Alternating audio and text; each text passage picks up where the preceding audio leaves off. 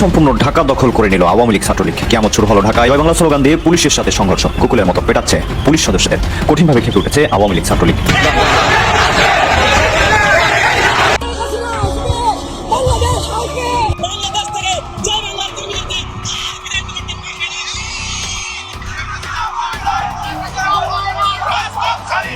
অবশেষে দুপুরেই সম্পূর্ণ রাজধানী ঢাকা দখল করে নিল আওয়ামী লীগ ছাত্রলীগ। রীতিমতো কেয়ামত শুরু হলো রাজধানী ঢাকায়। জয় বাংলা জয় বঙ্গবন্ধু স্লোগান দিয়ে পুলিশের সাথে দফায় দফায় হামলা। কঠিনভাবে খেপেছে আওয়ামী লীগ। বাংলাদেশ আওয়ামী লীগের অঙ্গ সংগঠন ছাত্রলীগ, যে ছাত্রলীগ এখন নিষিদ্ধ রয়েছে, তাদের যে কোনো কর্মসূচি পালন করা নিষেধ। কিন্তু সেই নিষেধাজ্ঞা অমান্য করে সারা বাংলাদেশে ব্রাহ্মণবাড়িয়ায় তারা রীতিমতো একটা ইতিহাস তৈরি করার চেষ্টা করলো। দর্শক দেখতে পাচ্ছেন এই মুহূর্তে জয় বাংলা স্লোগান দিচ্ছেন ধানমন্ডিতে। সেই ভালোবাসা প্রকাশে আগের অন্য যে কোনো সময়ের চেয়ে আওয়ামী লীগের নেতা কর্মী সমর্থকেরা আরো বেশি সাহসী হয়ে উঠেছেন এবং তারা একরকমের দুর্দমনীয় হয়ে উঠেছেন। মামলা হামলা পুলিশ কোনো ভয়ে সাধারণ মানুষের ঢল তো ঠেকিয়ে রাখা যাচ্ছে না জানাজাগুলো থেকে। শেখ হাসিনা ফিরবে এমন ট্রেলার দেখাচ্ছে আওয়ামী লীগ। দর্শক, দেশব্যাপী আওয়ামী নড়াচড়ায় বিএনপি ভয় পাচ্ছে। বিএনপির ভরসা এখন জামাত শিবির যদি আওয়ামী লীগকে সামান্য প্রশ্রয় দেয় তাহলে আওয়ামী লীগ অঘটন ঘটিয়ে দিবে, বিএনপির ক্ষমতায় থাকবে না। কারণ এখানে সরাসরি ভারত এবং যুক্তরাষ্ট্র বিএনপির বিরুদ্ধে ষড়যন্ত্র করছে। বিষয়টা দেখুন।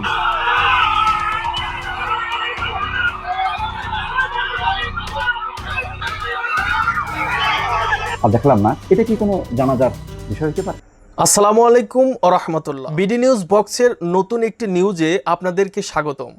প্রিয় দর্শক, বাংলাদেশে বর্তমানে ঘটে যাওয়া বেশ কিছু চলমান ঘটনাবলীর মধ্য থেকে কয়েকটি গুরুত্বপূর্ণ খবর নিয়ে আমি আপনাদের সামনে হাজির হয়েছি, যার কিছুটা অংশ বিশেষ আপনারা সংবাদ শিরোনাম হিসেবে ভিডিওর শুরুতেই দেখেছেন। দর্শক, ভিডিওর শুরুটা দেখেই কিন্তু আপনারা বুঝতে পেরেছেন আজকের এই ভিডিওটি কতটা গুরুত্বপূর্ণ হতে চলছে। তাই দূর দূরান্ত দেশ ও দেশের বাইরে যে যেখান থেকে এই ভিডিওটি দেখার জন্য অন করেছেন তাদেরকে একটি মাত্র অনুরোধ করব, ভিডিওটি না টেনে শুরু থেকে শেষ পর্যন্ত মনোযোগ সহকারে এই ভিডিওটি দেখতে থাকুন। তো দর্শক, আর বেশি দেরি না করে চলুন দেখে আসি আজকের সেই কাঙ্ক্ষিত ভিডিওগুলো। তবে তার আগে আপনাদের একটি মাত্র অনুরোধ করব, যারা এখনো পর্যন্ত আমাদের এই চ্যানেলটি সাবস্ক্রাইব করেননি অবশ্যই চ্যানেলটি সাবস্ক্রাইব করে পাশে থাকা বেল আইকনটি বাজিয়ে দিন। আর যারা অলরেডি ইতিমধ্যে সাবস্ক্রাইব করে রেখেছেন তাদেরকে অসংখ্য ধন্যবাদ এবং আমাদের পক্ষ থেকে অভিনন্দন জানাচ্ছি। তো চলুন দর্শক, ভিডিওতে একটা লাইক দিয়ে ধারাবাহিকভাবে সবগুলো ভিডিওর আলোচনা পর্যায়ক্রমে আমরা এবারে দেখে আসি। বাংলাদেশ থেকে জয় বাংলার কর্মীদেরকে আর বিদায় করতে পারবে না।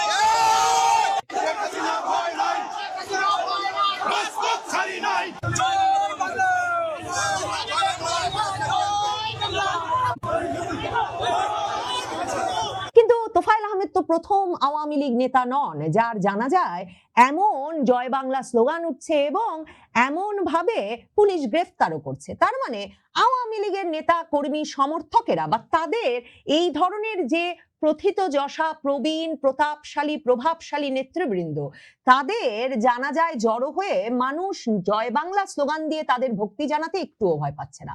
চট্টগ্রামে ইঞ্জিনিয়ার মোশাররফ হোসেন সাবেক মন্ত্রী, তার জানাজা ঘিরে রীতিমতো নিরাপত্তা বলয় তৈরি করেছিল স্থানীয় প্রশাসন, অথচ সেখানে জড়ো হওয়া হাজার হাজার মানুষ, পত্রিকায় লেখা হচ্ছে জানা যায় মানুষের ঢল, সেই মানুষের ঢলের মধ্যে জয় বাংলা স্লোগানে মুখর হয়ে উঠেছিল ওই জানাজা প্রাঙ্গণও, এবং সেখান থেকেও পুলিশ গ্রেফতার করেছে। মনে রাখতে হবে, এই যে জানাজাগুলো সেগুলোতে যে পরিমাণ মানুষ জড়ো হচ্ছেন, তোফায়েল আহমেদের জানাজার ভিডিওতেও যেমন দেখেছেন, ওখান থেকে কিন্তু কেউ দৌড়ে পালিয়ে যাবেন বা এটা ঝটিকা মিছিল নয় যে হঠাৎ পুলিশ ধাওয়া দিলে দৌড়ে বিভিন্ন দিকে চলে যাবেন, বা এখন আওয়ামী লীগ ছাত্রলীগের মিছিলগুলোতেও যেমন কেউ মাস্ক দিয়ে মুখ ঢাকছেন না, এখানেও দেখছেন যে রীতিমতো তারা ক্যামেরার সামনে ভিডিওর সামনে এসে জয় বাংলা স্লোগান দিচ্ছেন, শেখ হাসিনা আসবে বাংলাদেশ হাসবে এসব স্লোগান দিচ্ছেন।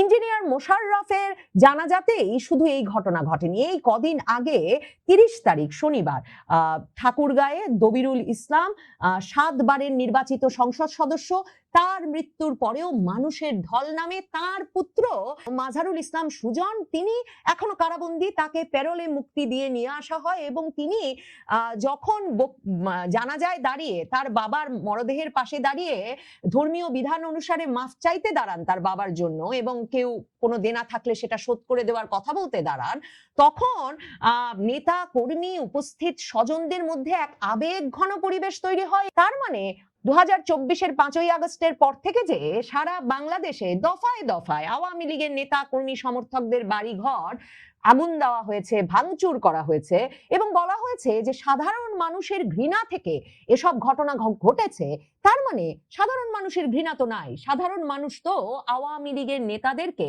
এখনো আগের মতোই ভালোবাসেন, কিংবা এখন আসলে সেই ভালোবাসা প্রকাশে আগের অন্য যে কোনো সময়ের চেয়ে আওয়ামী লীগের নেতা কর্মী সমর্থকেরা আরো বেশি সাহসী হয়ে উঠেছেন এবং তারা একরকমের দুর্দমনীয় হয়ে উঠেছেন। মানে মামলা হামলা পুলিশ কোনো ভয়ে সাধারণ মানুষের ঢল তো ঠেকিয়ে রাখা যাচ্ছে না জানাজাগুলো থেকে। আসলে বুক যাদের কেঁপে উঠছে, কেন আওয়ামী লীগ জানাজায় জয় বাংলা স্লোগান দেয়, এসব যারা বলছেন তারা সেই ভয়েই বলছেন, কারণ তারা এসব ঘটনায় এই সাধারণ মানুষের ঢল যে খুব শিগগিরই বাংলাদেশের মাটিতে আওয়ামী লীগের রাজনীতিকে ফিরিয়ে আনবে সেই পদধ্বনি শুনতে পাচ্ছেন। প্রথম আলো, ডেইলি স্টারের মতো পত্রিকা তারা তোফায়েল আহমেদের সামনে সাবেক বাণিজ্য মন্ত্রী, প্রবীণ রাজনীতিবিদ এসব ছাড়া কোনো বিশেষণ ব্যবহার করতে পারছে না তার নামের সামনে। এছাড়া যে বিশেষ স্টোরি প্রথম আলো, ডেইলি স্টার লিখছে সেটা হচ্ছে শেখ হাসিনা তোফায়েল আহমেদকে যথাযথ গুরুত্ব দেন নাই। তোফায়েল আহমেদ একেবারে আমৃত্যু আওয়ামী লীগের উপদেষ্টা পরিষদের সদস্য ছিলেন, শেখ হাসিনার মন্ত্রিসভায় দুবারের মন্ত্রী ছিলেন এবং এই যে বাণিজ্য মন্ত্রী বলে তাকে অভিহিত করছেন, তার মুক্তিযুদ্ধের বিরাট যে অবদান বা তার যে প্রবাদ প্রতিম ব্যক্তিত্ব সেসবের কথা উল্লেখ করবার সাহস করছে না প্রথম আলো, ডেইলি স্টার। তারা কিন্তু আবার আলাদা করে শেখ হাসিনা যথেষ্ট গুরুত্ব দিতে পারেন নাই তোফায়েল আহমেদকে সে কথা লিখছেন, কিন্তু তারা প্রশ্ন করছেন না তাহলে তারেক রহমান বা তারা কেন শেখ হাসিনা যখন দেশে নাই তাকে যথাযথ গুরুত্ব দিয়ে তোফায়েল আহমেদকে যথাযথ গুরুত্ব দিয়ে শেষ বিদায় জানাচ্ছেন না। এরা হচ্ছেন সেই পক্ষ যারা তাজউদ্দিন আহমেদ সহ মুক্তিযুদ্ধের 4 নেতাকে বঙ্গবন্ধু, আওয়ামী লীগ কেউ যথেষ্ট গুরুত্ব দিতে পারেন নাই এ কথা বলে বলে আহাজারি করবেন, কিন্তু প্রশ্ন করবেন না যে বঙ্গবন্ধুকে হত্যা করবার পরপরই কেন তাহলে তাজউদ্দিন আহমেদ সহ 4 নেতাকে জেলে নিয়ে যেতে হলো এবং কারাগারে নিয়ে ঢাকা কারাগারের ভেতরে কিভাবে তাদেরকে গুলি করে হত্যা করা হলো, আর কেনই বা এখনো তারেক রহমান সরকার এসে শেখ হাসিনা তাজউদ্দিন আহমেদের নামে সর্বশেষ যে পার্কটা করে দিয়েছিলেন গুলশানে সেই পার্কটারও নাম বদল করে ফেলছে। কাজেই তোফায়েল আহমেদের জানাজায় জয় বাংলা স্লোগান কেন এ নিয়ে যারা আহাজারি করছেন তারা হচ্ছেন সেই ঘরানা যেই ঘরানা এতদিন শেখ হাসিনার আমলে আহাজারি করেছে যে মুক্তিযুদ্ধ, জয় বাংলা, মুক্তিযুদ্ধের ইতিহাস সবকিছুকে নাকি শেখ হাসিনা একাই কুক্ষিগত করে ফেলেছে। আপনাদেরকে একটা ভিডিও দেখাবো এবং একটা ফেসবুক পোস্ট দেখাবো এবং তার কিছু বক্তব্য বিশ্লেষণ করব। আগে বিষয়টা দেখেন।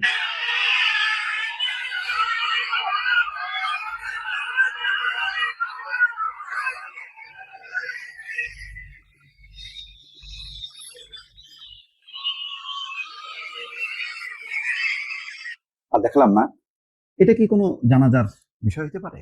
আসলে তোফায়েল আহমেদ হচ্ছেন বলির পাঠা হয়েছেন, আর কিছু না। যাই হোক, আমি এখন যেই বিষয়টা অবতারণা করব, একটা দেখলাম ফেসবুক পোস্ট, সেটা একটু দেখি কি একজন লিখেছেন, কি লিখেছেন জানি না। তিনি বলছেন, রিফাইন্ড আওয়ামী লীগের সাবির হোসেন চৌধুরী এসেছিল আজ তোফায়েল আহমেদের জানাজায়। জানাজার শেষে আওয়ামী লীগের নেতা কর্মীরা স্লোগান ধরলে তিনি সাথে সাথে গাড়িতে উঠে পড়েন। বিষয়টা কি এরকম? না, এরকম না। ভিডিওটা দেখলেন যে তিনি তো জানাজায় এসেছেন, জানাজা শেষ করে তিনি চলে যাবেন। তিনি কি ওই রিফাইন মানে যারা স্লোগান ধরলো তার সাথে কি স্লোগান ধরে বিক্ষোভ করবে? এই মূর্খতার পরিচয় দিলে ভালো হতো।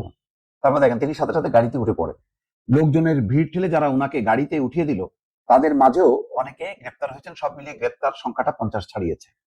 কিন্তু সাবির হোসেন চৌধুরী বুক চিতিয়ে দাঁড়িয়ে কোনো কর্মীকে গ্রেপ্তারের হাত থেকে বাঁচানোর চেষ্টা করেন নাই, বরং তাকে দেখে যেই শত শত লীগের নেতাকর্মীরা একটু সাহস পেয়েছিল, স্লোগান ধরেছিল, শেখ হাসিনার নামে তারা উল্টো আঘাতপ্রাপ্ত হলো, অ্যারেস্ট হলো শুধুমাত্র তার নিরাপত্তায়।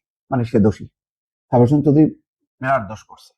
আমরা যতই বিএনপির ইশরাক হোসেনকে শেমিং ব্লেমিং করি না কেন, খেয়াল করে দেখবেন বিরোধী দলের অনেক আন্দোলনে তিনি তার কর্মীদের পুলিশের হাত থেকে ছিনিয়ে নিয়ে আসতো।